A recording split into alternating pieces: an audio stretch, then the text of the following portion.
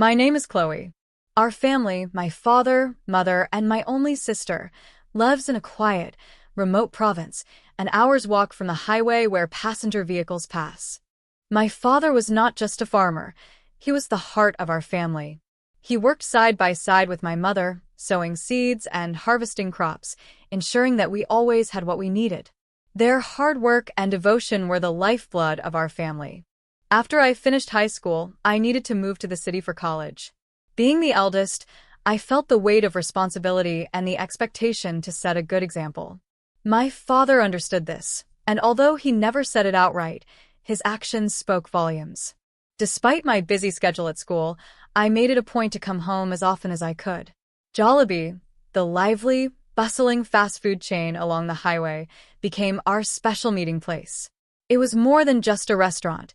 It was where my father's love shone the brightest. Every day, my father would patiently wait for me at Jollibee, a warm smile on his face.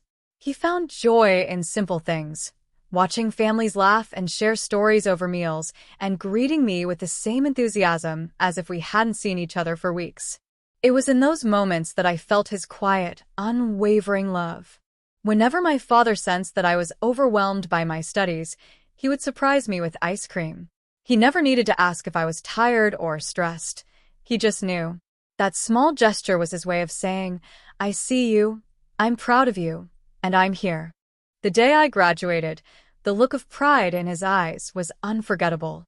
His joy radiated like the morning sun as he watched me walk across the stage in my graduation gown. It was a moment I knew he'd been waiting for just as much as I had. When I started working and moved into my own apartment near my job, our Jollibee tradition didn't end. He continued to show up, just as patient and loving, and he did the same for my sister as she went through her own journey in college.